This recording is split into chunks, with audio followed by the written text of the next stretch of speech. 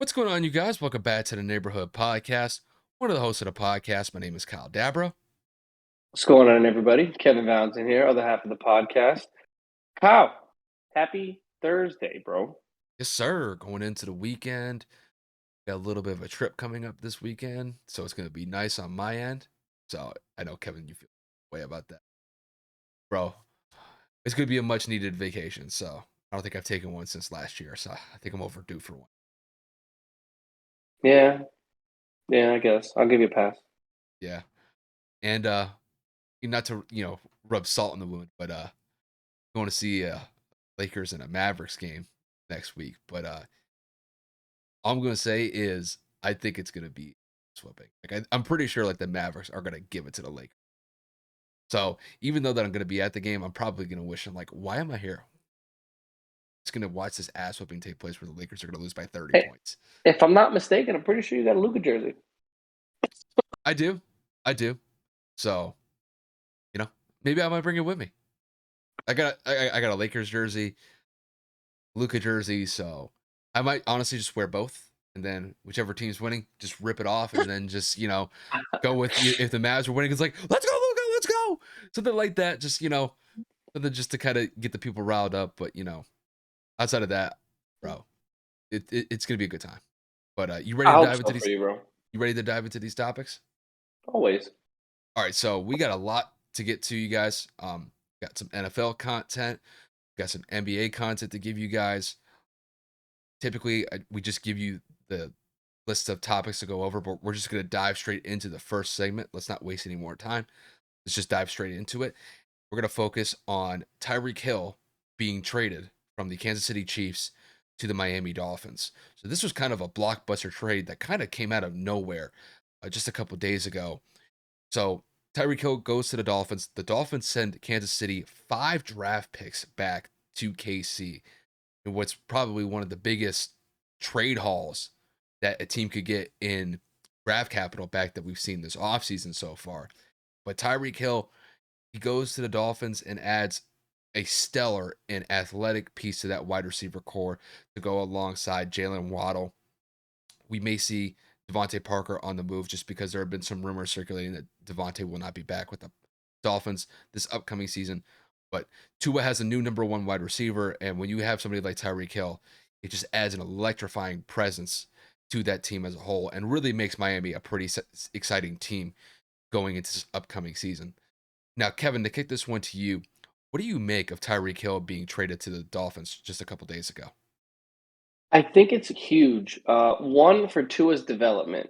Tua necessarily has not had a number one in his tenure in Miami. Granted, Tua has been injured for the majority of his career thus far, but when you go and you get an electrifying playmaker like that, someone who can change the dynamic of a game, someone who legitimately makes a defense team for that one individual player, I think that that opens the door for a lot of things that Miami has not been able to do. They've had a couple of random speedsters come through, Jakeem Grant. Obviously, you had Devontae Parker as the big bodied receiver. And then you go and you draft somebody like Jalen Waddle, who again is fast, but it was his rookie year. Tua had to get into a rhythm. They had Jacoby Brissett come in for some injuries, so there wasn't really a lot of consistency other than get Waddle the ball and hope something happens. Now you have not even arguably, you have the actual fastest duo in the NFL on the same team. And then you go and you sign Raheem Mostert in the offseason, who runs a 4.3, 4.40 himself. We don't know what he's going to run now after his MCL surgery, but granted, he's still going to be a quick back. So in general, you go and you equip Tua with a lot of different weapons, and then Tyreek Hill is just basically the icing on the cake.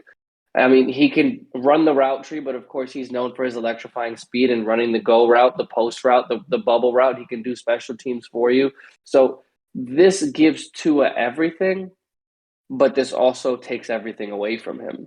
So everybody is saying now that Tua has all of these weapons and these options and an offensive minded head coach, and they go and they sign a top five left tackle, they're saying that this is going to be Tua's last straw. If the Miami Dolphins don't succeed, this is going to be on the shoulders of Tua Tagovailoa. And unfortunately, that does suck because he went from a person that just needed to stay healthy to prove he was worth a fifth overall pick to now saying if he doesn't do well this season with all these weapons, he may not be in the NFL anymore. And I'm not saying that he'll get cut or that he'll never be in the league, kind of like a Johnny Manziel kind of thing. But I think that his value will drop drastically, and Miami will look elsewhere next offseason. That is a bold take, but I'm going to stand by it, and I know that is going to agree. There are flashes that show Tua can play in the NFL, but there are also flashes that show maybe he wasn't ready. I don't know, but overall, the addition of Tyreek Hill as a whole makes Miami a better team.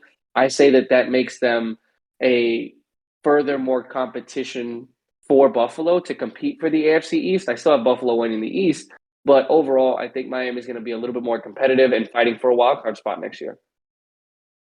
Kevin, I'm with you 100% on this one. I think that when you add somebody like Tyreek Hill's just athletic ability to that wide receiver core, it's a game changer. Now, just because you have somebody like that on the roster, it doesn't mean that it's going to be just the Dolphins are going to go out there and win 13, 14 games. And this is really dependent on what's going to happen with Tua next year. Now, Kevin, like you said, there have been flashes of greatness from Tua, but to me, they're too sporadic just because Tua's still relatively young in his NFL career. And there have been times where there's been some inconsistent play where he's turning the ball over, he's not getting out of the pocket in time. And just overall, he's a developing quarterback. And I understand that, mistakes happen. He's still getting used to the style of play that the NFL presents. But with this wide receiver core at his disposal going into this upcoming season, this is huge. To have Tyreek Hill, one of the fastest wide receivers in the NFL, coming off of probably his most productive season throughout his entire career. He had over 110 catches last year, over 1,300 yards, over 1,200 yards receiving last year, and had almost 10 receiving touchdowns with the Chiefs last year.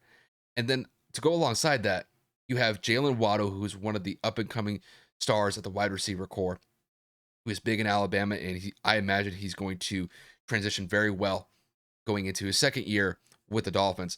And you could potentially have Devontae Parker as well. Now, there's been a couple rumors circulating that Devontae Parker may not come back to the Dolphins next year. Let's just say, for example, just for hypothetical sense, let's say Devontae comes back next year for the Dolphins.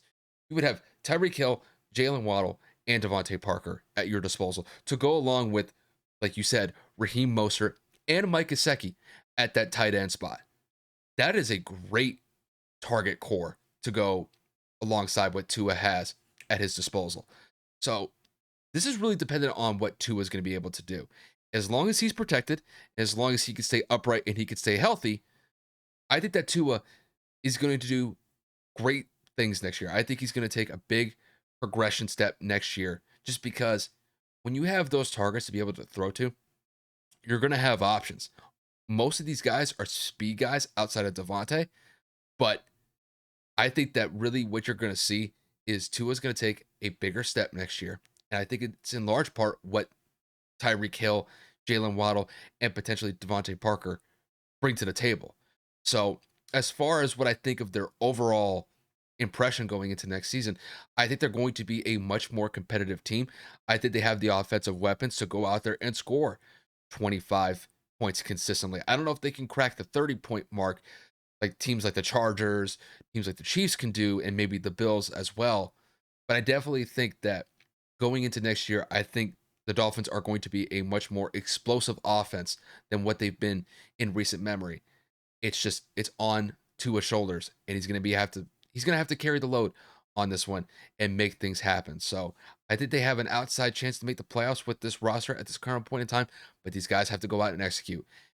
And even though you add Tyreek Hill to the roster, it really is dependent on Tua and his ability to execute going into next season.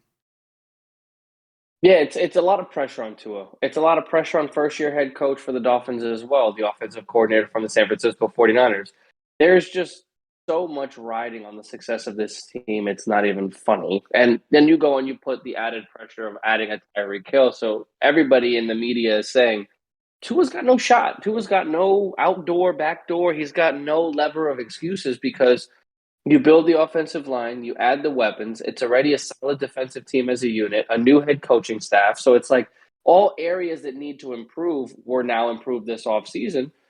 Tua's just got to do his thing now. And to be honest with you, I'm not going to disagree with it because I think that there was so much hype coming out of college, all the rumors of Miami tanking to acquire him.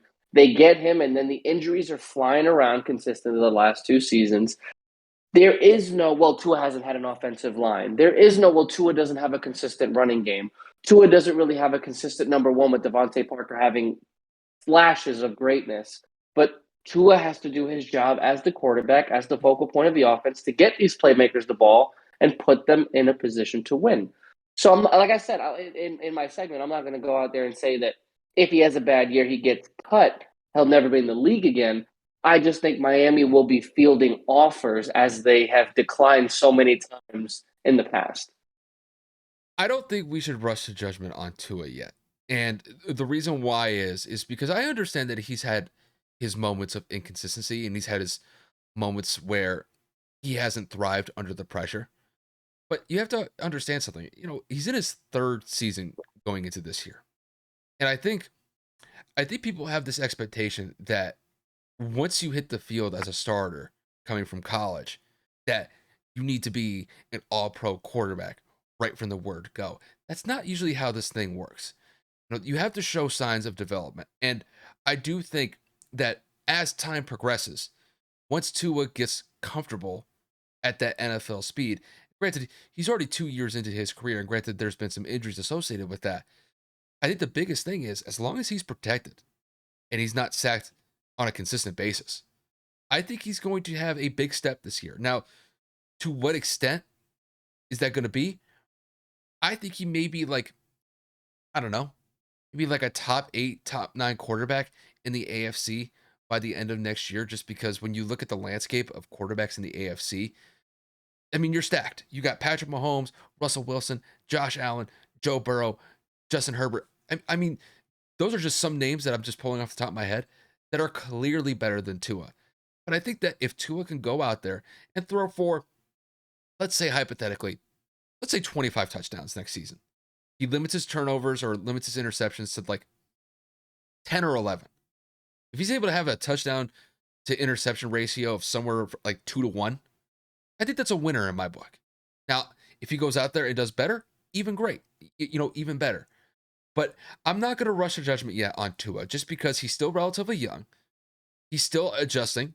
And to go along with that, he's got a new head coach this year. And the one thing that I wish that quarterbacks would have is a little bit more consistency at the coaching spot with just the personnel that they have, with the coaches that they have around them. Because when there's constant flux with coaches that are coming in and coming out, that could definitely leave an impact on a young developing quarterback. Hopefully it works out well in Tua's case this season. But I think overall, I'm not going to rush a judgment on Tua yet. I think if we get to like year 4, year 5, and he's not showing clear signs of development, then I'm going to be with you 100%. It's like at that point, it's like, has he wasted his opportunity? I think he's still kind of in that. We don't know what Tua really is yet, just because I don't think we've seen him really hit like a consistent high note yet. But I think this is going to be the year where I think we see it. And I think having guys like Tyreek Hill, and Jalen Waddle and potentially Devontae Parker in that wide receiver core, I think that's going to make a difference. So I think Tua is going to take a step forward this year. To what extent, though? Oh, I hope I, so for my I brother's sake. he could be like a top 8, top 9 quarterback in the AFC, and I think that's a reasonable expectation going into this season for him when it's all I said and would done. say so. Yeah. But I was going to ask you, is like, what did your brother think about this trade overall? Just because he's a Max diehard Dolphin. Max said he wasn't happy with the contract extension just because it was pricey. But in terms Yeah. of what they gave up because they were able to keep their 2 first-round picks for next year, he said it was fine. Listen, I mean, you had Tyreek Hill in the prime of his career. I think it's great. Yeah. I mean, it's not like he's 31, 32 years old and he's kind of getting towards the end. I mean, no, he's in his prime right now. 28 years old. He's still got, I would say, good 5 years to go before you really start seeing any sort of tail off in production.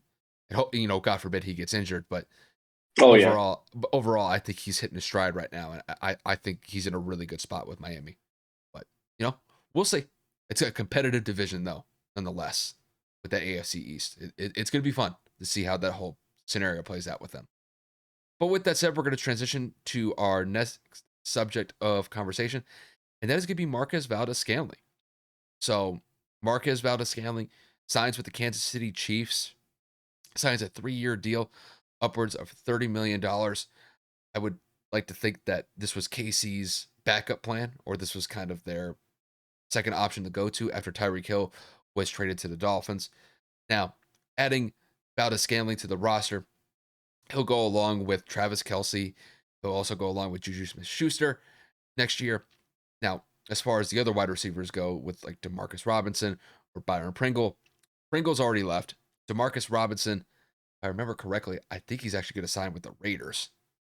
If I Think remember that, so. if I remember that correctly, so there's definitely some flux with Kansas City's wide receiver core at this current moment in time, and that's going to really kind of be the focus of this next question. Now, Kevin, to kick this one to you, with Kansas City signing Marcus Valdes Scantling after Tyreek Hill was traded, do you think this was a sign of desperation from the Chiefs overall? 1,000%.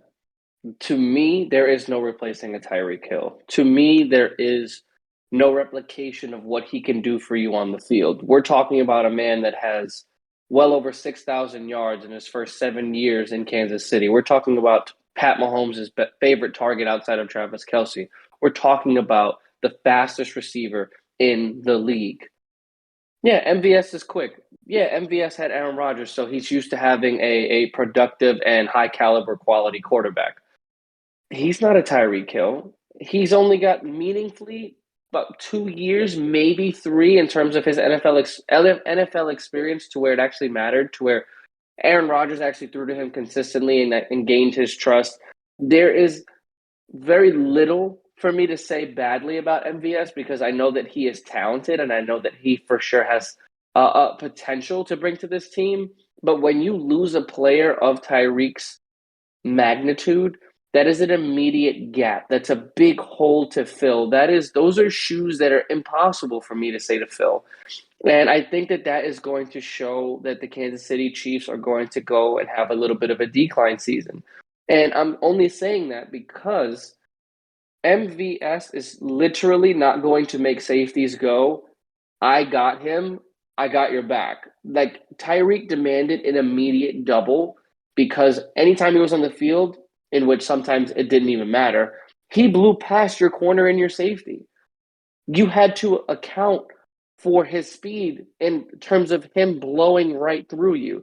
It was very rare that you were able to play man coverage against the Kansas City Chiefs because if it wasn't Tyreek Hill beating you down over the middle of the field or down the sideline, that was Travis Kelce beating a tight end or a safety all day. Now that you take that weapon away, now that you take some of his other playmakers away, like potentially a Demarcus Robinson, like potentially a Pringle, and now you go and you sign a shell of himself version of a Juju Smith-Schuster coming off of surgery. I think that Kansas City is limited to what they're going to be able to put out there on the field. So again, I'm happy for MVS, and I only say MVS because I always get his name twisted, and Kyle can attest to that. Marquez Valdes Scantling, like I can say it, but when I say it quickly for the sake of the segment, I always trip myself up. So it's a good signing because they needed somebody to fill that spot in terms of they needed somebody quick. But in terms of what that means and how that's going to correlate to the Kansas City Chiefs' upcoming season, I don't think it's going to bode very well. And they're going to feel Tyreek's absence very quickly. Well, I wouldn't say that it's a sign of desperation, but I think there's definitely a sense of urgency when Tyreek Hill was traded, and then this was their backup option to sign Marquez Valdes Scantling. Now, here's the thing about Marquez.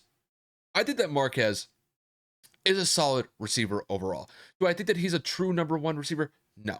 Is he a number two receiver? No. But I would say that he's a solid 3 wide receiver because essentially his main purpose, or really the utility that he was used for in Green Bay, he was their deep threat. He was the guy to stretch the field just because Aaron Rodgers and Devontae Adams, like those two were just in sync all the time. And Devontae could run a multitude of routes. He could run short crossers. He could do the back shoulder throws. He could stretch the field. I mean, that's what Devontae Adams presented. When it comes to Marquez, Marquez is largely used as a deep threat option. And I do think that what Kansas City is going to use to their advantage is his size. He is 6'4". This is a big receiver. And I think what they're going to do is they're going to stretch the field with him. He's going to be their guy to take the top off of a defense. Because I think when you look at their wide receiver core at this current moment in time, with Tyreek Hill out of the picture, I think they're going to use Juju as essentially that wide receiver that's going to be focused on those short and intermediate routes, very similar to what Tyreek did. It's just the difference is that Tyreek was the option where you could literally hit the short part of the field, middle part, and the deep part of the field, just because Tyreek Hill was that explosive. With Juju, I think they're going to primarily use him for the short and intermediate routes, and they're going to use MVS for the deep threat. So, and I do think that's where I think Marquez is actually going to have his best year throughout his career this upcoming season with the Chiefs. Just because the way that he was utilized in Green Bay, he was at best their third option because you had Devontae number one. I would say that Alan Lazard was probably their number two, and then MVS was probably their third option after that. So I do think that they're going to expect some great things coming from MVS this upcoming season. To what extent it's going to be, I could see Marcus Valdes Scantling going out there and getting maybe 50 catches, somewhere around maybe like 750 yards, maybe even 800 yards when it's all said and done. But overall, I still think that this offense is going to be explosive. I mean, you have Patrick Mahomes, who's probably the best quarterback in the AFC at this current moment in time. You have Travis Kelce, who's probably the best tight end in the game. And then you have decent wide receivers to throw to with Juju Smith-Schuster and Marcus Valdes Scantling. Granted, is it as good as what they had with Tyreek Hill? No. But I don't think this is like a major drop off. I think it's a slight one, but I think it's something that the Chiefs could be able to work out. And I think it gives Eric Bieniemy and Andy Reid a different look, and it gives opposing defenses a different look than what they've been normally accustomed to, which is Tyreek Hill taking the top off of a defense for the last 3 to 4 years when Pat's been the starter for the Chiefs. So overall, I like the signing of Marcus Valdes Scantling to the Chiefs. I think it was one that they needed to make after Tyreek Hill was traded. But I do think that the Chiefs have a little bit of room to work with here. They got 5 draft picks back from the Dolphins with that Tyreek Hill trade. And I wouldn't be surprised if they look to draft to possibly get another wide receiver in this year's upcoming draft. But overall, I think Casey might take a slight step back from this, but I don't think it's as dire as Kevin makes it out to be. But I think overall, I think the Chiefs are going to be all right when it's all said and done. That's just how I see it. Hey, they got 12 picks this year in the draft. So Kansas City definitely has the tools to go and, rebuild some form of the wide receiver core. They can go and acquire some different pieces on the defensive end. As we already know, they lost some corners. Tyrann Mathieu probably not coming back since they signed the safety out of Houston. Of course, I'm forgetting his name. But, they're definitely going to need some help, more than likely, to rebuild what they have lost this offseason outside of just Tyreek Hill. So another team that has lost a shit ton is going to be the Green Bay Packers. Yeah. Now, Kyle, I'm sorry, I don't mean to cut you up, bro. That's, to me, I didn't realize until earlier today how much they lost until I saw how much they lost. It's been a disaster for the Packers this offseason. Now, granted, they did re-sign Aaron Rodgers, but we've always kind of talked about this, at what cost? Well, Davante Adams with the Las Vegas Raiders. Marcus Valdes Scantling just signed with the Chiefs. There's also been some other wide receivers that have left Green Bay as well. So their wide receiving core is looking very thin at this current moment in time. I mean, Kevin, if you look at it, their number one receiver is Alan Lazard at this current moment in time.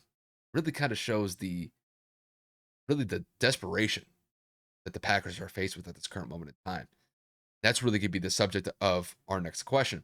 Now, Kevin, to kick this one to you, after the Packers lost Davante Adams, Marcus Valdes Scantling, and a boatload of wide receivers this offseason, are the Packers in real trouble going into next season. Packers are in massive amounts of hot water this year. They got their guy back. Aaron Rodgers decides to stay in Green Bay, and he's holding them hostage with that contract, man. I know that they made it, cap friendly with a lot of his contract being a signing bonus with some incentives and all these different things. But when you look at the totality of what that contract is going to cost over the next 3 to 4 seasons, that is a massive hit to where Green Bay is tied down for the next foreseeable 3 to 4 seasons. Zadarius Smith left. Obviously, we know Devontae requested a trade, and he got paid out there in Vegas. We just talked about MVS getting that contract out there in Kansas City. St. Brown signed with the Bears. Randall Cobb is a free agent, so we don't know what's going to happen there, and so on and so on and so forth. I mean, for God's sake, they just re-signed Robert Tonyan to a $5.5 million deal to make sure that they had some set of hands outside of Alan Lazard. But Kyle's just said it. We've been talking about this for a while. A lot of sports networks have. When you have a quarterback that is solely relying upon, I just want to get paid, which then you complain about not winning when you're not surrounded by talent. They've had their opportunities to win the last couple of seasons. Mainly the season that the Bucks won the Super Bowl, they had every opportunity because Tom Brady had thrown 3 interceptions in that game, and that was their chance to go to the Super Bowl. So Aaron Rodgers can't say he hasn't had talent. Aaron Rodgers can't say that he hasn't had a good coaching staff because originally he didn't like LaFleur. LaFleur ends up leading them to an NFC championship back-to-back seasons. So you're looking at it and you're like, well, Aaron Rodgers had just so much in front of him. Well, his offensive line got hurt. Okay, cool. The Chiefs didn't have an offensive line for the majority of Patrick Mahomes' career until recently. Then you go and you look at, outside of Devontae Adams, they don't have anybody. Okay, most freaking teams don't have a dual tandem of freaking Tyreek Hill and Travis Kelce. You got to make do with what you got. And the receivers that you did have weren't horrible. So Aaron Rodgers has kind of run out of excuses. And now that he wanted to come back so bad that he was willing to eat up a quarter of Green Bay salary cap by himself, this is what you get. Kyle likes to say this all the time, man. You reap what you sow. And I'm an old fashioned guy. You made your bed, now you got to lay in it. They don't really have too much money. People don't want to play with Aaron, and that contract is unforgiving, and it ties Green Bay to Aaron Rodgers for the next 4 years, and it really hinders their ability to go out there and acquire talent. I mean, Kevin, I'll take it a stretch further. Not only do I think that they're in real trouble this upcoming season, I think their championship window has come to a close at this current moment in time. And look, the Packers, they've had ample opportunities in the past to get in the Super Bowl the last couple seasons. They've had multiple NFC championship appearances, and they've done nothing with them. And that was with a pretty solid roster on the offensive side of the ball. They had Aaron Rodgers, Devontae Adams, Alan Lazard, Marcus Valdes Scantling, Randall Cobb in certain stretches, and they didn't do anything with it. And now you look at the situation where there's been nothing short of just a mass exodus of the wide receiver core that the Packers have had the last couple years. I mean, when you lose Devontae Adams to the Vegas Raiders, I mean, that's a massive hit just because, Kevin, we both knew the effectiveness that Devontae and Aaron Rodgers had together. I mean, their chemistry is one of the best quarterback wide receiver threats that we've seen in NFL history just because it seemed like they were on the same page at all times. And not only that, you lose Marcus Valdes Scantling to the Kansas City Chiefs. I mean, that was essentially like their deep threat that the Packers had at their disposal. And now with him going to the Chiefs, you're really left with a bare situation at the wide receiver core going into this season. And look, Aaron Rodgers is a great quarterback. It's just when it comes to these pivotal moments, he comes up short. Well, the way that I see it is that Aaron Rodgers, his career is essentially going to go in a downward spiral just because I don't know how effective this team's going to be going into next season. Granted, I would still say that they're the favorite to come out of the NFC North, but they are going to be extremely limited compared to what they've been doing the last couple of years on the offensive side of the ball. I mean, they're going to have to really go either big in the draft this upcoming season with getting wide receivers, or they're going to have to get discounts when it comes to free agents for that wide receiver spot just because they really don't have anybody outside of Alan Lazar and Robert Tonyan for targets going into next year. So they're going to be limited extremely going into next season. And I think that the Packers, they've kind of put themselves in a situation where they've been kind of been trapped by Aaron Rodgers bidding. And with that massive contract that he signed just a couple of weeks ago, it's limited their cap space significantly. I mean, they've been hindered with their cap to a significant extent for years now. And now it's getting to a point where it's just an astronomical challenge. I just don't see how Green Bay is going to be viable going into not only next year, but years after. So, I mean, Aaron Rodgers is coming off of 2 back-to-back MVP seasons, but they've got nothing to show for it. No Super Bowl titles. They fell tremendously short this past season by getting knocked out in the divisional round to the 49ers. And that might be it. I mean, the Packers, they'll still be a relevant team next year. But unless they make some sort of adjustment with their wide receiver core, Rodgers is going to struggle next year because even though that he might have time in the pocket, who's he going to be able to throw to? There's going to be no targets at their disposal. And it's because of Aaron Rodgers. And it's that massive contract. You look at other quarterbacks across the league, they don't necessarily put their respective teams in the cap situation that Aaron Rodgers has had. So, I have no problem with Aaron Rodgers getting his money. I'm glad that he's able to secure his future on a financial level. But when it comes to going out there and winning a championship, it's not going to happen. Just because his cap hit is so detrimental to the team, they're not going to have any flexibility to bring in guys to the roster unless it's on discounted contracts. So the Packers are in real trouble. And I think this essentially ends their championship run. And that was despite the fact that they hadn't won a Super Bowl since 2010. And that was when Aaron Rodgers was only the starting quarterback for the first year or two after Brett Favre retired. So it's really on the shoulders of Aaron Rodgers. And I think he's going to fall tremendously short next year. And it's like I said, I think they're essentially done with any sort of chance of getting back to the Super Bowl. That's just how I see it. Yeah, I mean, I'm not really going to speak on it any further, only because it's just kind of repetitive. It kind of sucks to see one of the best quarterbacks of this generation go out the way he's going to go out, especially because when players go out like that in terms of just being all about the money, you kind of get a different view of them. I mean, Aaron Rodgers always looked to be one of those teammates that just wanted to win really bad and just kept falling short because of, lack of certain pieces. Mm-hmm. And now he's like, well, you know what? I just want my money. And what that does to a team, an organization, like a locker room, they just look at him like, great, all our money is with you. Now we're never going to win. Granted, he gives them their best shot offensively, and I'm not going to act like he's not one of the best quarterbacks in the league. But now, look, you wanted all the bread. Now you got nothing to throw to, and that's completely and utterly your fault. It's no one else's. So it's on him. And the way that I see it, and granted, I guess this is kind of looking at it a little bit more skeptically. I think he knows it as far as their Super Bowl title run is over, or their championship window is over. And I think, bro, he's just gonna go out and just get that massive contract to kind of end it all. So, granted, I don't know how viable they're going to be for the next couple of years, but I think when it comes to Aaron Rodgers' perspective on it, this is probably the last big contract that he was going to get unless he continues to play into his 40s. And I think that's it. I think this is the contract that he's going to walk out towards the sunset on, and that'll be it, regardless of whether it's winning a Super Bowl or not. I know he'll say publicly that he's invested to getting a Super Bowl, but the actions really don't speak it. Just because not at all. When you have a major cap hit like that, and you look at Brady, I think his cap hit is less than 15%. 11. It's 11 million. Yeah. I mean, that's it's such a difference maker for what the Bucs can be able to do with their cap flexibility. And Rodgers is getting in excess of over $40 million a year.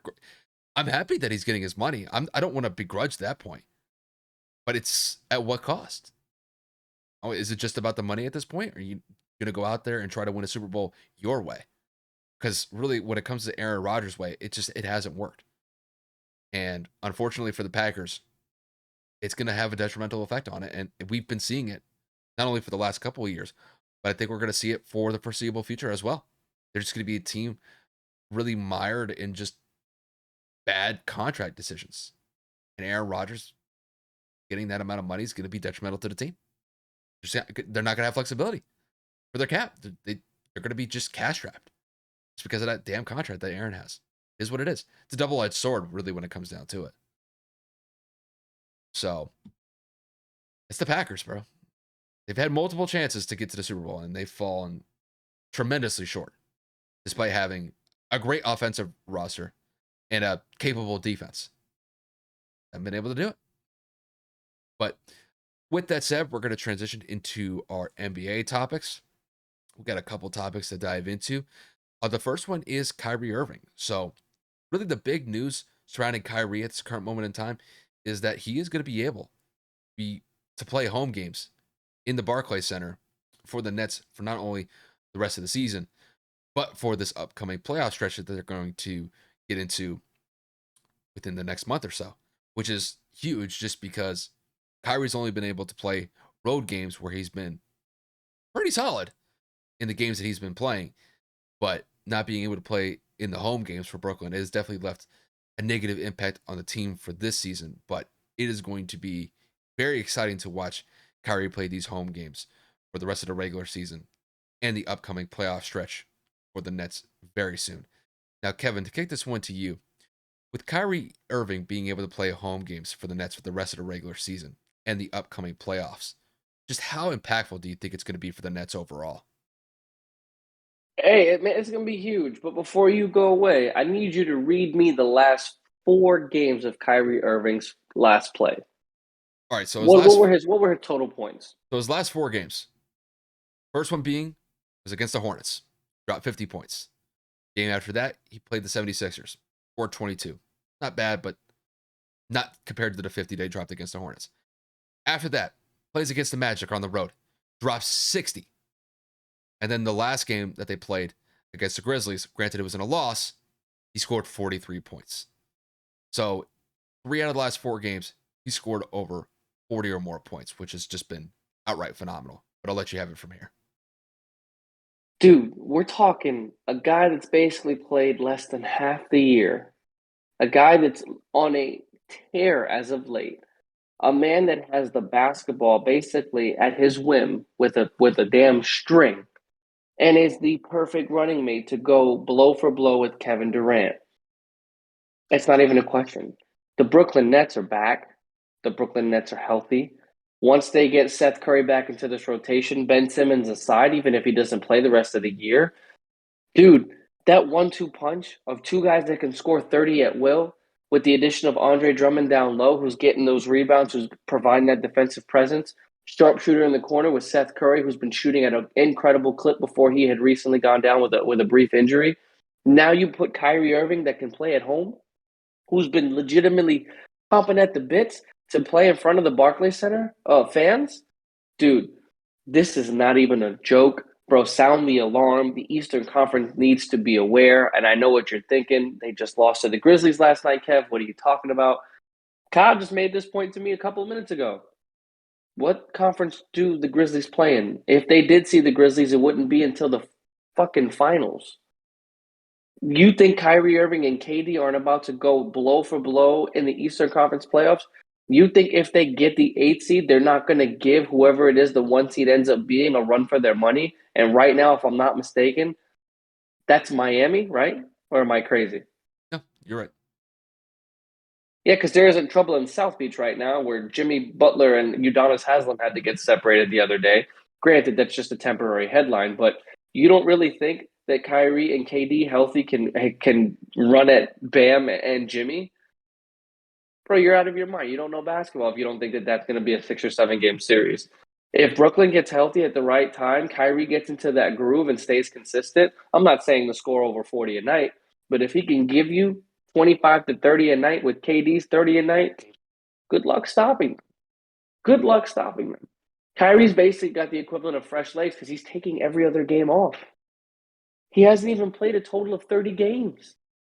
It's ridiculous the amount of freedom that this man now has, that Brooklyn is going to just look at the league and say, we're coming for you. Bro, Kyrie Irving is back, and everybody needs to be on notice. They better watch out. Yeah, when it comes to the Nets and just the ability to have Kyrie back on the floor for them, I think it's going to be tremendous. Just because they've really kind of been an up and down team with Kyrie not being able to play home games. But with that changing and him being able to play those home games since New York's kind of changing their COVID restrictions when it comes to, I guess, basketball players, athletes, and performers, I think their title run is wide open going into this season. Now, that doesn't mean that they're just going to cakewalk straight to the finals in the Eastern Conference. They still have to compete against solid teams like the Miami Heat, who are the number one seed in the Eastern Conference. The Bucks are surging at this current moment in time. They're only one game behind the Heat for first place. And then you got the 76ers that are trailing right behind them. And they're only 1.5 games back of first place as well. And the thing is, all those teams can have a good shot to beat the Nets. It's just that when you look at the Nets and you have just really the best handlers that I've ever seen in Kyrie Irving to go along with Kevin Durant, that's going to be a tough duo to stop moving forward. And I will say, granted, they did lose to the Grizzlies the other day, and the Grizzlies didn't have Ja Morant in that lineup. The one thing that really struck me about Kevin Durant and Kyrie is that when they're on, it doesn't matter what defense they're going up against, they're going to knock down shots on a consistent basis. And the thing is, a lot of these teams have been lucky this year because they don't really get to play against Kyrie Irving and Kevin Durant just because Kevin Durant's been hurt in stretches this season. Kyrie hasn't been able to play home games. So the amount of time that Kyrie and Kevin Durant have shared the floor together, it's been limited. But now with them being together for the foreseeable future, going into the last stretch of the regular season and going into the playoffs, I think the Nets are going to hit a stride and they're going to be set up great for the playoffs. Now, I don't think they're going to crack like a top 3 seed in the Eastern Conference just because we're getting too late into the season for that to happen. But, when you look at what their seeding is going to be, I could see them being like a 5 or 6 seed when it's all said and done before going into the playoffs.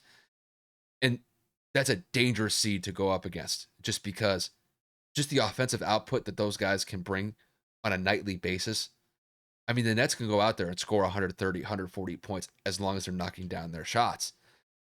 So the biggest thing with the Nets at this current point in time, just stay healthy. If they could be able to do that and Kyrie and Kevin go out there and drop 60, 70 points between the two of them, that's going to bode extremely well for the Nets moving forward to go along with some great role players like Andre Drummond, who's actually been playing pretty solid of late, not only with just getting rebounds, but actually scoring at a nice clip as well. You'll have Seth Curry coming back into the fold once he recovers from his injury. We'll see what happens if they insert Blake Griffin back into the lineup. Maybe we could look at some other players. It's too bad that Joe Harris is out for the rest of the regular season. I think they will miss his presence when it comes to the playoffs.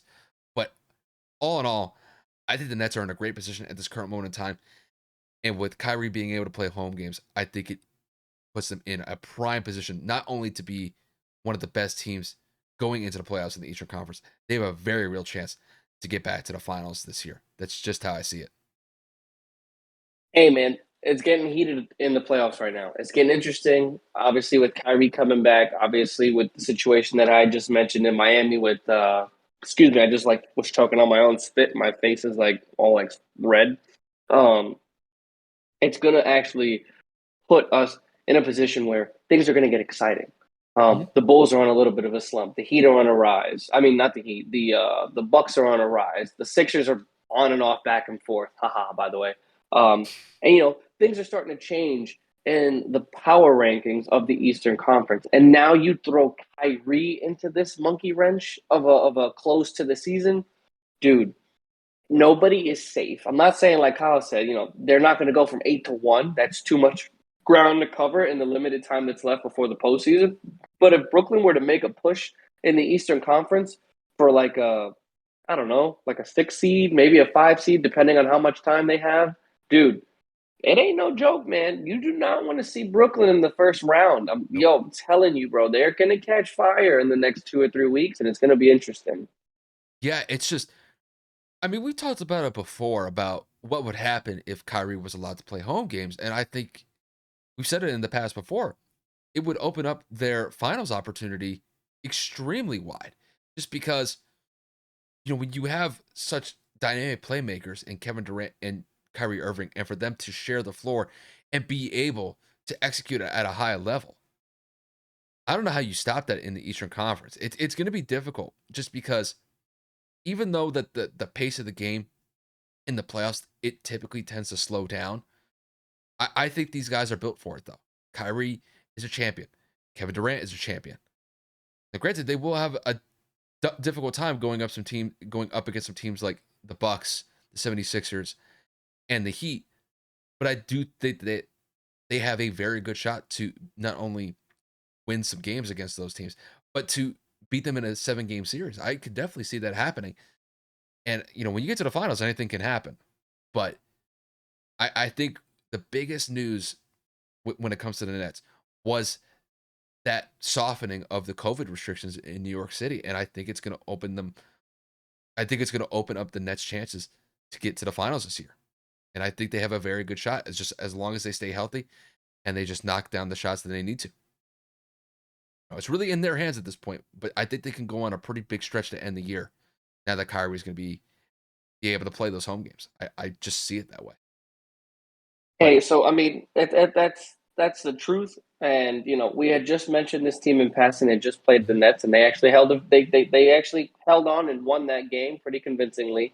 And that's the Memphis Grizzlies. Kyle, the Grizzlies have been one of the most consistent teams in the NBA this year. The Grizzlies have won without their superstar on a multitude of evenings and days. Without John Morant, I believe they're 15-2 without him this season, which is 16 to just 2 now. which is absolutely insane. Without your best player, you'd figure it would kind of be a little bit more closer to either 500 or a little bit below. They have the depth, they have the personnel.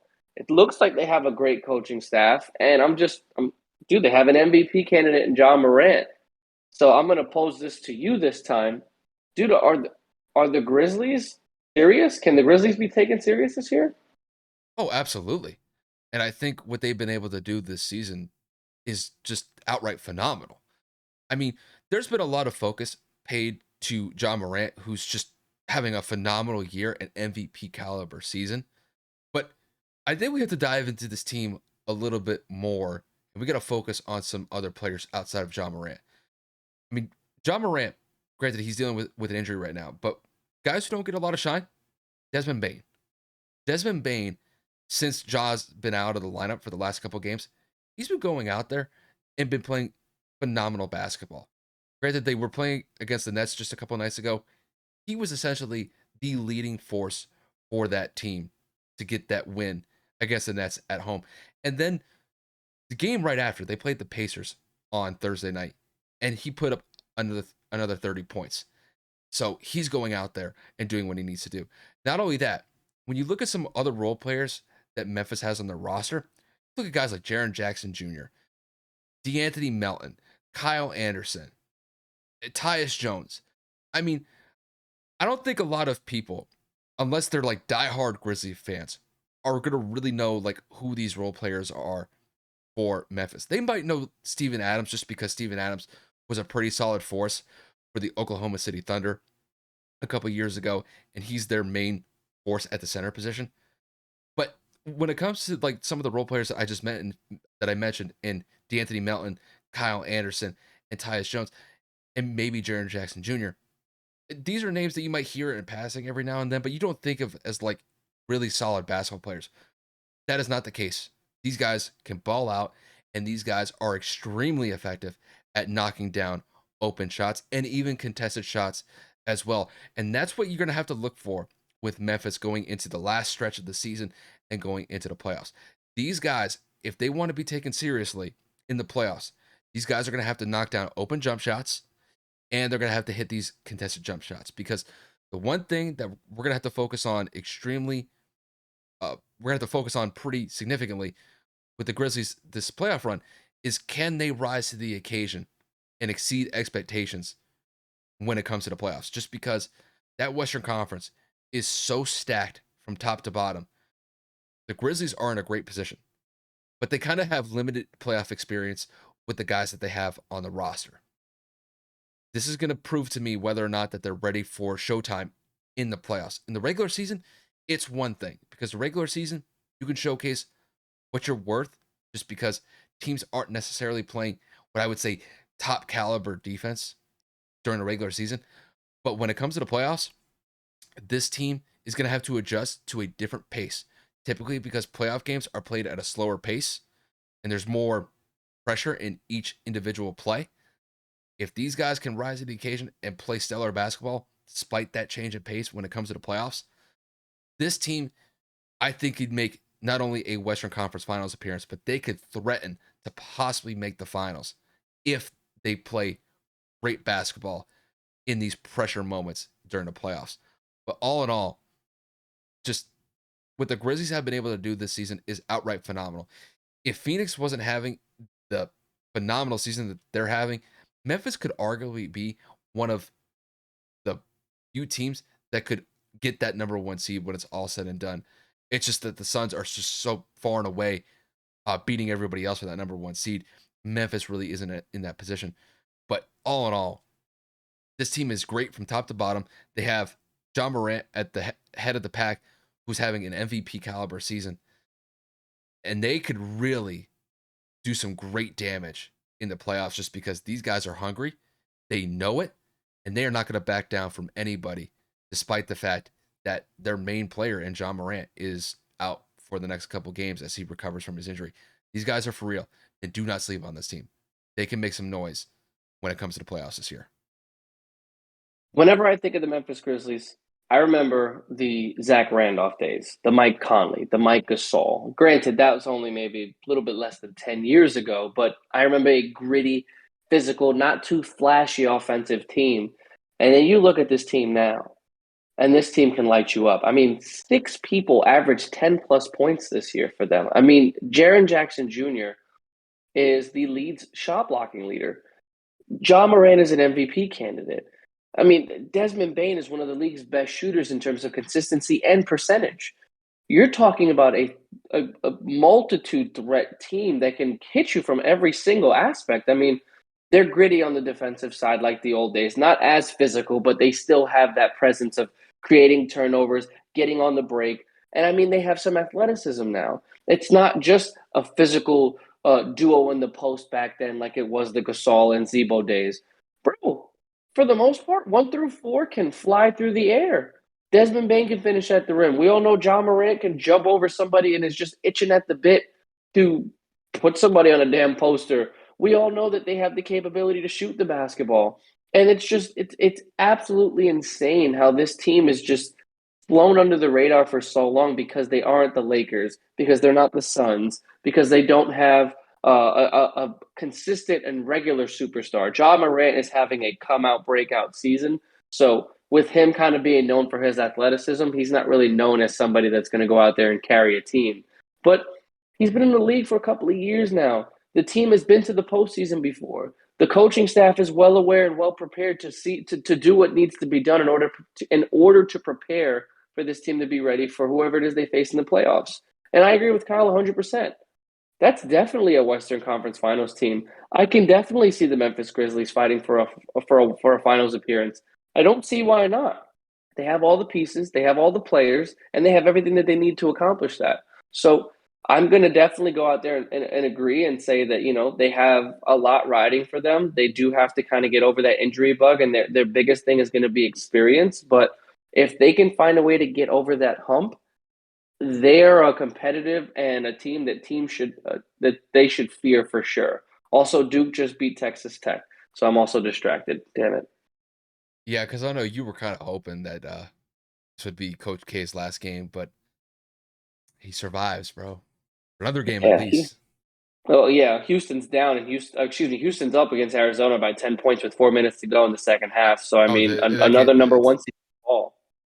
Isn't it kind of ironic, like that Arizona and Gonzaga, like they always kind of find themselves in like a top two or number one seed, and they fall just tremendously short whenever like the moment is brightest. It's the And conferences. That's what it And is. There's not a lot of basketball schools in the Pac-12. I mean, they have UCLA and they have Stanford-ish, and then they have USC. But in terms of actual competition, it's going to be the ACC all day. is It's going to be the Gonzaga It's going to be the SEC. is Gonzaga in the Mountain West? Is that the conference that they No, play in? they're in a random conference. I don't even know what conference it is. It's really weird. I'm going to look it up right now. So I'm not 100% sure at the top of my head, but if I had to say, it would be like the Mountain West. Oh, it's the West Coast No. Conference. Yeah, what the fuck is that? Their Yeah. best competition is St. Mary's, and they lose to them every year. They don't play anybody. Who the fuck? Santa Clara, St. Mary, San Francisco, BYU. Unless you got Jimmy Fredette on that team, I'm not worried about you. Like, bro, they do this every year. They hype up. They lose like 2 to 4 games every year. They're a number 1 seed, a number 2 seed, and it's like, oh my god, Gonzaga's gonna win the national championship. They Now, still have yet to win the national championship but every now, year, bro. but now the focus is your boys. UNC. Yeah, What's going to the happen? pressure's on. Duke won, so the pressure's on. We gotta find a way to beat UCLA. So definitely nervous about that. Keeping your fingers crossed. No. You just think it's over. For those of you that watched the game last week, we didn't know how to beat a press. We didn't know how to beat a double. We didn't know how to inbound the basketball. We turned the ball over 18 times in the game. I believe 16 times in the second half, if not in the final 10 minutes.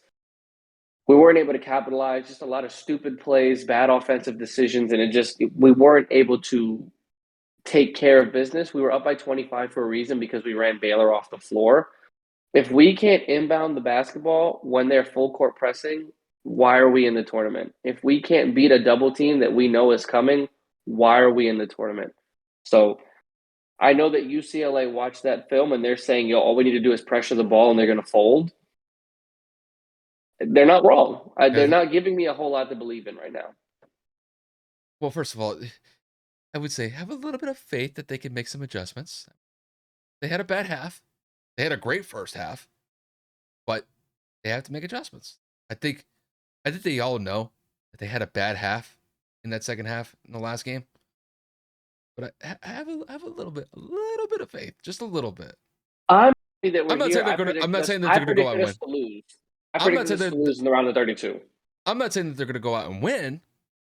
Just have a little faith, a little bit. It's okay. We'll see what happens. But speaking of faith, apparently Shaquille O'Neal has a lot more faith in this team than I do. And Kevin, I'm just gonna let you have the floor on this one since talking about my team here. So Shaq was speaking to, I don't even remember the publication, the The brand, the big company. podcast, big Huh? The what? podcast.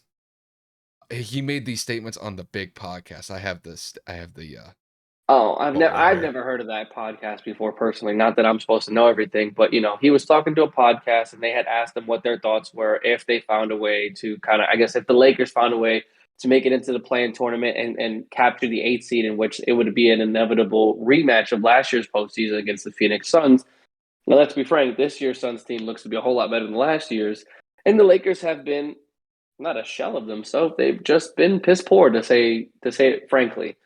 Kyle, with you being the Laker fans and Shaq's statements basically being in a nutshell, of course, I'm paraphrasing. If AD gets back and they solidify the 8th seed, that the Lakers will beat the Suns, is that going to be a factor, Cap? It's so far from fact. I'm really surprised that Shaq is going out of his way to say this. Now, I appreciate that he's instilling some sort of faith for the Lakers to have a shot against the Suns, but from what I've seen from the Lakers this season, there's no way. If anything, I think the Suns could beat them in 5 games just because the Lakers are just so inconsistent this season. Now, the reason why I say that is because the Suns are clearly the better team and they've been playing like it the entire season. I don't know where Shaq is getting like this line of thinking that if the Lakers are going into the playoffs healthy, if they have Anthony Davis back in the fold, they have a healthy LeBron James, that they would be able to go out there and beat the best team in basketball at this current moment in time. I mean, the Suns, they were missing Chris Paul for the last couple of weeks. And honestly, I don't think they skipped the beat. They pretty much maintained their distance as far as being the number 1 seed compared to the team right behind them in second place with the Memphis Grizzlies, they've held a 6, 7, 8 game lead over that second place team in the Western Conference for pretty much the last 2 months. There's really been no team that has shown me that they're going to stop Phoenix in the Western Conference this year. And I don't think the Lakers are anywhere near to beating the Phoenix Suns in a 7 game series. The Lakers, I mean, for God's sakes, they struggle against teams like the Minnesota Timberwolves, who are basically kind of like a mid-level team in the Western Conference. And Shaq is thinking that the Lakers, if healthy, could go out and beat the Suns. It's not going to happen. The Lakers, their roster is too old. We've been saying this over and over and over again. I know the Lakers have LeBron James. I know they have Anthony Davis. I know they have Russell Westbrook. But the thing is, LeBron is 37. And granted, he's been playing MVP type basketball, but I don't know how long he's going to be able to keep this up for. Just because at some point, fatigue is going to factor in if AD is not able to recover and Russell Westbrook doesn't know how to play basketball. Because for God's sakes, there are some nights where Russell should not even shoot the basketball because the shot is literally hitting the top of the backboard. So I think, I like where Shaq's mindset is at as far as just having some sort of faith for the Lakers and possibly thinking that they could shock the world and beat the Suns in the first round of the playoffs. I think it's ridiculous. I think it's not even close to reality in this current moment in time, just because the Suns are clearly a better team. They have a much more well-balanced roster. And I think when it's all said and done, I just don't think the Lakers are going to be able to stop them. And the thing is, the Lakers are going to have to find a way to score against Phoenix, because there's been times where the Lakers have gone into the second halves of games and they literally can't score for the first 4 to 5 minutes of the third quarter. And teams that they're going up against could go on 15 to 20 point runs to start a half. The Lakers can't afford that. And despite the fact that they have LeBron James on the roster, it's not going to save them. Unless LeBron goes out there and scores like 60 points a game, which in some games he's basically had to, or at least score 50. So I appreciate where Shaq is as far as his fandom to the Lakers is, or at least his heart is, but it's not going to happen. If the Lakers were to even make the playoffs, they would get smacked by Phoenix, and there's really no other way to say it. I mean, I'm trying to see where Shaq's coming from. I'm actually trying to be objective here. I know that you're a little bit biased because of how bad they've been and how piss poor they've performed, and because they're your team. If AD comes back, and let's just hypothetically say he does not get injured in the span in which they play in that series, if of course they win the play-in tournament, and that's just assuming that they make it. He provides a force in which I don't believe that Phoenix can match. Yes, DeAndre Ayton is a dominant force in and of itself. He's a great rebounder. He's a good rim protector, but I do not believe that he can combat with the skill set that Anthony Davis brings to the floor, just because AD can shoot the three. AD is athletic to bring the ball up. AD does have enough of a skill set to where he can make people move and miss with his ability to handle the basketball. Now, in terms of actually beating them in a 7 game series, I don't necessarily see that as possible. I told Kyle I think that they could bring it to 6 because of their ability of just between the three in terms of Russell, Braun, and AD in terms of healthy. Now, if Russ can get out of his fucking head and say, yo, I just can't shoot the basketball, let me just focus on being triple-double Russ. Let me go out there, facilitate to where they start to double my teammates. I'm going to have one-on-one and attack the rim, even if you live at the free throw line. I don't think Chris Paul at his age can guard an athletic and rim attacking Russell Westbrook. I do not think that anybody on the Suns can guard LeBron James. I do not think that anybody on the Suns can guard Anthony Davis consistently, because we do know that Bismack Biyombo is a great post defender. But again, when you bring him out to the rim, or excuse me, when you bring him out to the 3-point line, you just kind of got to create a mismatch there and get somebody into foul trouble. It's possible, but Phoenix does shoot the lights out. I don't think that there is anybody that matches up well enough to guard Devin Booker. I don't think anybody's going to be able to guard Chris Paul if he is healthy as well. It's going to kind of be an offensive shootout back and forth. But the only reason I think, and again, this is like maybe like less than 10% of me, because LeBron James is one of those players that tends to pick it up in the postseason. And if he just has one competent running mate, which would be AD, God willing, he stays healthy, and they both average damn near 30 points, I think that that would push Phoenix to the brink. And I'm not saying Phoenix will lose. If this went 7, it would have to be because those two players are putting up 30, 35 points a game. And Russell's got to average a triple double. And I'm not talking barely scraping the surface like 10, 10, 10. I'm talking like we need Washington Russell Westbrook where he's going in for like 25, 12, and 10, 25, 15, and 12. And I know I'm asking for a lot. But when you get to that point and you do squeak your way in, that does give you some kind of confidence. This is a championship team. There are multiple champions on this roster. I understand that you're old. I understand that they're outdated. I understand they have plenty of minutes and miles on those bodies. But when you get to that point and your back's against the wall and you cannot afford to lose another game, if this goes 7, I got to take the Lakers. I have to. The fact that they even brought it that close, the fact that they're even in the situation that they're in, the fact that LeBron James is probably averaging, like Kyle said, damn near 60 again for this hypothetical situation, would lead me to believe that Phoenix is unable to handle the pressure that LA has put on them. And I would not be surprised at that point if it is an upset. But again, this is all in la hypothetical land. I don't even think the Lakers make the play-in tournament, to be honest with you. So unless they go on some magical run to squeak in to make it competitive in that situation, I don't think it's possible. I think it's a cap. Kevin, I'm going through the Lakers schedule like the last couple weeks, and I'm trying to find when was the last time they didn't give up over 100 points. You know how far I have to go back to find a team that didn't score over January. 100 points? February 2nd. They were playing the Trailblazers. The Yeah, Blazers near only January. scored 94. The Lakers won that game. But just to kind of put things in perspective when it comes to the Lakers here, check this out. Against the 76ers, that was our last game. Gave up 126 points. Against the Cavaliers, granted, they beat the Cavs in that game. They gave up 120. Against the Wizards, game before that, gave up 127. The Raptors, they beat the Raptors. Still gave up 123 points. Against the T-Wolves, 124. Against the Raptors, 114. Against the Suns, they gave up 140 points. 140 points against the Suns. And that was the last matchup that they had. There is no way in hell that Shaq is going to be sitting here and telling me that the Lakers are going to beat this team if they make it into the playoffs. There's no way. There's no fucking way it's going to happen just because LeBron would have to go out there and basically average 60 points a game for that to happen. He would have to go God mode.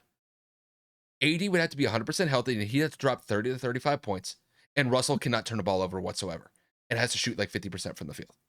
It's not Down going to goes happen. Arizona. Yeah.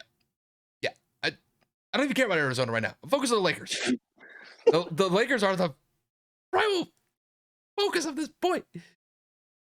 If the Lakers play the Suns in the playoffs, it's 5 games. There's no other way of saying it. The Suns are going to run them off the court. I don't care. I mean, if the Suns and the Lakers played 100 times with the way that this Lakers roster is constructed, I think the Suns would win 80 out of 100 games. Just because this Lakers roster, granted, I like some of these younger guys that have been scoring. Taylor Horton Tucker has some flash moments here and there. I like Malik Monk that he's getting some burn. But this offense is largely predicated around LeBron James, Anthony Davis, and Russell Westbrook. Well, AD's been hurt pretty much his entire career. He's missed most of this season due to injury. Russell Westbrook, who is one of the most athletic point guards that we've seen in NBA history, has literally lost pretty much most of his ability to play basketball in stretches this season. Granted, I know he's faced a lot of criticism for his play this year, sometimes unfairly, but there have been times where you look at some of these plays and you're like, he doesn't even look like a regular NBA basketball caliber player. Like, that's how bad like Russell can look in stretches. And unless LeBron goes out there and goes God mode against the Suns, I think the Lakers at best could push this to 6 games. And I think in that game 6, they would get freaking mollywopped, where they'd give up like 130 points. I don't see it. I mean, the Lakers, they've been subpar the entire season. They've been giving up pretty much consistently over 110, 120 points a game. And the last time they played the Suns, they gave up 140. For God's sakes, Kevin, they gave up 139 to the Houston fucking Rockets in the beginning of March. Do you even know who's on the Rockets outside of Christian Wood and Kevin Porter Jr.? Like, do you know anybody? I mean, 139 to the Houston. Jalen Green. Okay, fine. Good on you. I'll give you a little clap for that one. Good job. But it's like, you have to play defense. These boys cannot play defense because they're old. These guys are literally 1 or 2 years away from retirement. No. It's not going to happen. Jack, I love where your heart is. I do. But to say that the Lakers would beat the Suns if they were able to get the 8th seed is outright asinine. It's not going to happen. And I'm a Lakers fan. I wish that it would happen. But it's not going to happen. This team is trash. They play like trash in multiple games. And I've had enough of this. Like, this season when it comes to the Lakers, it's a wash. And to try to salvage something out of this, I know Shaq, what he's trying to do. He's trying to salvage something. Not going to happen. I know Kobe's looking at this team and looking like this team's a bunch of scrubs outside of LeBron. Because LeBron's the only one who's actually going out there and making an effort to get this team to the playoffs. The rest of this team, outside of like Malik Monk, I'm like, leave. Get out of here. I don't want to see you ever again wearing and donning a Lakers jersey ever again. Like, I don't want to see it. I've had my spiel. This is it. Good. That about wraps it up. I mean, you 139 points, Kev. 139 to the Houston fucking Rockets. Like, what? What? They gave up 124 points against the T-Wolves. Russell shoots an air ball, and Karl Anthony Towns was like looking and like pointing, like, what the hell just happened? Like, what? The Lakers are gonna beat the Suns if they make it to the 8th seed? What? Oh. What? For God's sakes, they'll struggle against the fucking Pistons. I mean, I'm going off. I could go on for another 20 minutes if I want to with this team. I can see that. It is getting a little late though, so I'm gonna have to put a little pin on that. We might have to come back to this next week. I don't know. Team. This man is he's itching, bro. You said it. I have a freaking panic attack with this team right now. I know Kobe's rolling over in his grave when it comes to this team. Yeah, it's pretty bad. Yeah, but I think Kevin's right. I think before I blow a gasket here, you've got to call this one. Got to call it here. I mean, I'm not going to bring up the Yankees because I know that would just get Kevin furious at this point. So we don't need to go there. Come on, I didn't do anything. I wasn't making fun of you. Come on. I know. Like I said, we're going to put a cap on this one. But no, I'm glad you guys were able to bear with us. You know, especially the last 5 minutes with me, just because the Lakers they get me talking. They definitely get my emotions ramped up. So they get your blood boiling. Yes. And I see them against the Mavericks on Tuesday next week, and Lord knows what's about to happen in that game. I say we give up like 130 points. Depends if Luka's playing. I think Luka goes for 40 in that game. I think you could get it too. So he might. I have more faith in your team than mine. That's how sad it is. I'm sorry. I was once in a position of yours before, so I feel that. Pain, Kevin. Pain. But indeed. But no, I think we knocked out all of our topics today. You ready to finish this one out? Yeah, man. Guys, as always, appreciate it all. I mean, one of our videos kind of popped off really quick out of nowhere for about 500 views or so in the last couple of days. So, I mean, that's always nice. But, without you guys doing what you do and coming in here and providing us with feedback and, of course, subscriptions and likes, whatever it is that you do, we can't thank you enough. We are going to be taking a break since Kyle leaves Sunday for Texas. So we will not have an episode until next Thursday. Kyle gets back on Wednesday. We might be able to throw some segments in, but just because of the fact that we're going to be recording a full episode come Thursday, we don't know. We'll kind of play that one by ear. But again, you won't be hearing from us come Sunday, Monday morning until Kyle gets back. But best believe we're going to get a full breakdown of that damn game and how Kyle's vacation went. So until then, guys, like I said, thank you so much for the support. And Kyle, close this out, bro. All I'm going to say is, Shaq, I love you, dude, but you're capping. So, putting out false hope from my Lakers. Oh my god. But no, like Kevin said, I definitely appreciate you guys tuning in. We'll keep you guys updated when it comes to what we're gonna do next week for just the podcast overall. But yeah, I would definitely expect us to be back sometime mid next week. So be patient. We will be back, and hopefully you guys get to tune in and see Kevin and I get back to our shenanigans once again. But with that said, once again, thank you guys for tuning in, and we will see you guys next week.